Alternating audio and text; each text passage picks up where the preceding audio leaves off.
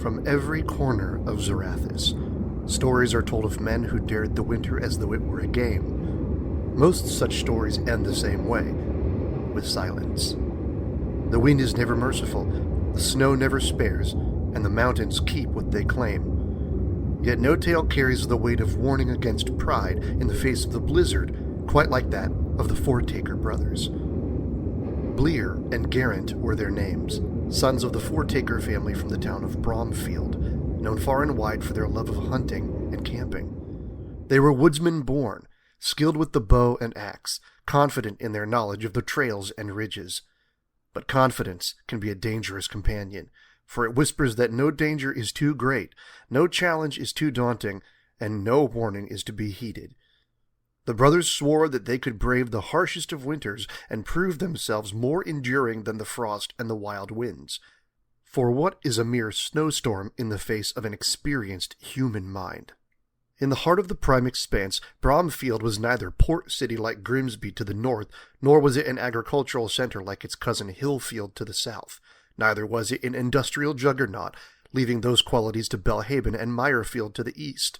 Nor was it a wild frontier town such as Tamworth or the Maple Ward Depot. Instead, it was something of all of these, and something else. Serving as the way station to the haunted Fideb Forest in its early years, Bromfield imported goods and services from all across the expanse, until men stopped passing through and instead remained, content to receive materials and create their own livings from the bounty. Very soon, Bromfield took on an identity of its own, a place of fine furnished goods, import houses supplying family-run trade offices, and the best inns and dining to be found outside of the high-class society from the capital. With a reputation for stability and comfort, Bromfield became a town where, if you survived enough of Zarathus, you could buy a clean house, lock a proper door, sleep on a good mattress, and start a business that might still be standing in 3 decades' time. This was how the original Fourtakers changed from a traveling caravan of craftsmen into a settled family within the limits of the town. Their patriarch, Harlan Fourtaker, built his family's house with his bare hands, and a finer lot was not to be seen in those parts for many decades. His son, Maelor Fourtaker, felt the call of the road and returned somewhat to his roots, becoming known as one of the finest roadsman guides around. He became partially acquainted with his family's knowledge, and he learned every road, toll, unsafe hollow, bad inn, cheating waymaster, and washed-out bridge between the northern coast of Harrow Deep Harbor and the southern farms. However, even Maelor avoided Fideb Forest, for that was a bridge too far. There was no need to risk his family's safety and income by taking that treacherous road.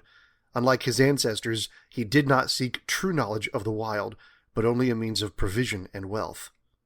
By and by, the generations of Fourtakers returned to the road and ventured ever westward, affable guides charging high fees, a strange combination of woodsmen and comfort. Eventually, with the help of others, they did indeed brave the ghastly trails of Fideb Forest, with its night mauls and the winged, screeching pitchbeaks. Yet always they returned to the safety and comfort of home, for that was valued above all else. But when children are raised in comfort, they have little respect for the powers of old. Blir and Gerant bore their family's name with pride. But this pride was vested in their forebears' legacies, not in any of their own notable accomplishments. In fact, of all the Fourtakers who had been on the road, these two knew the least of all who had borne the name. Other guides from more wizened families who had not forgotten the faces of their fathers knew this, and though they never said it aloud, Blir and Gerant felt it all too keenly. This sense of inherent inferiority did not lead them to pursue their own craft honestly. Instead, they pursued reckless adventures, trusting the knowledge of their ancestors to see them through, though they possessed it in name only. Therefore, claiming that they would brave the harsh winter 1 year, they took with them a small group of friends from their village and set off far into the west, where very few had ventured since the prime expanse. 15 of them set out from Bromfield, trekking through Fideb, touring the southern slope of the unscaled summit, and arriving in Maple Ward Depot. After a night in the beds of the inn there, they had a hearty breakfast before continuing onward toward the Gulf of Sharpton. 1 or 2 even boasted that they would perhaps travel out past the deep rift. The elders from Maple Ward, ones who remembered the old ways and still recited the haunting tales, warned them, The westward weather is not like it is here in the prime expanse. The storms are deeper, and the winds cut with a voice. And should you hear that voice, beware, for it is not a voice from the world of the living, and it means to take you to a place beyond what even death can accomplish. But Blir laughed, Gerant boasted, and their companions followed. The company of 15 carried provisions, furs and weapons, hearty foods, long pipes, and bright spirits. They fancied themselves trailblazers, the kind of men who would return in the spring with songs to their names. For what Fourtaker man had ever failed to return from the wilds? Blir and Gerant were the first. A week after they left Mapleward, a powerful storm swept down from the northern sea, the Numb Breach. A cold air that frosted on the skin, put icicles into the beards of the men, and turned the water in the eyes to ice within moments. Another week and Blir and Gerant had not returned. Yet one more week still, and a search party came to Mapleward, folks from Tamworth, on the side of the unscaled summit, led by another guide from Bromfield who knew the brothers well. They set out from Mapleward, but the supreme cold of the West's winter turned them back. It was 2 months before spring, and only the warmer weather would allow them to pass west.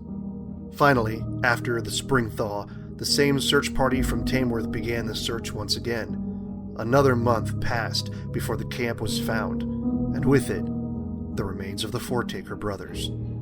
The search party could only speculate what had befallen them, but as they combed through what was left, they were greeted by an unnerving sight.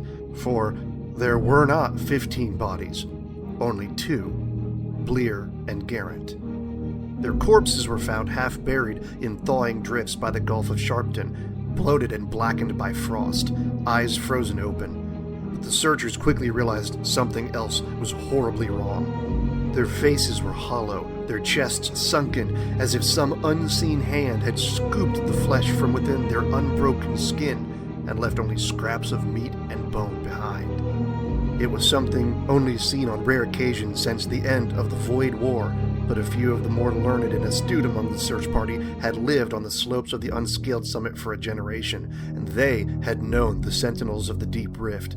These men recognized the condition of the bodies for what it was. Their souls had been taken from them, something only accomplished by the most vile and potent of magics. And the worst horror was still to come. When the thaw loosened the last of the ice, the brothers rose. The rotting corpses of Blir and Gerant attacked the search team upon being freed. Their mouths opened, but no breath came forth. Their eyes fixed on nothing, yet they struck with the fury of beasts. These were not men returned. They were husks, animated only by the hunger of the silence. Instinctual flesh driven by an animation from another world toward anything that possessed what they did not. According to the story, it took 20 men 5 hours to kill the 2 undead, soulless brothers. Axes split bone, spears pierced gut, and still they clawed and bit. Only fire at last subdued them, and even then, the men swore they heard something whisper in the smoke, counting each death aloud. Even after this, no one ever found out for sure what had happened to the other 13 campers. Some believed they wandered further west and were taken by the storms. Others whispered that they were consumed by the same thing that had hollowed the brothers, their souls drunk dry by some unseen maw. A few claimed that the 13 were never bodies at all, that the brothers had given them away, traded their companions' souls for some promise in the blizzard, a bargain too terrible to speak, and for which they had paid just as dear a price. It is for that reason that the name Fourtaker is still spoken with dread. Some say the name is not only their original moniker, but that it also prophesied the doom of their family line. These versions of the tale tell how Blir and Gerant were taken 4 times over. Once from their homes by their pride, once from their companions by their folly, once from their bodies by the winter's hunger, and once again from their corpses when they rose soulless to strike their rescuers. 4 takings, 4 times claimed by evil.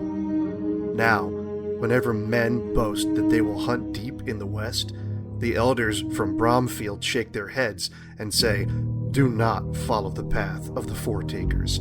For the snow keeps bargains you cannot see, and it will take more than your flesh if you dare it. As for the guides who lead travelers by the northern road, when the wind howls strange along the Gulf of Sharpton, they swear it is still counting. 1, 2, 3, 4, waiting for the next man of pride to come to his fall.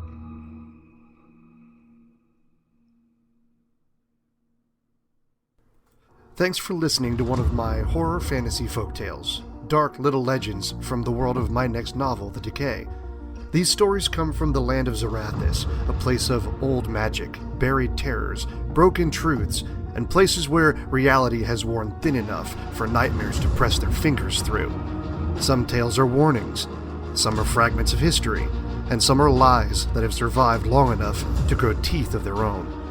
As The Decay draws closer, these folk tales offer glimpses into the world behind the novel, fears, myths, and the shadows its people have learned not to name.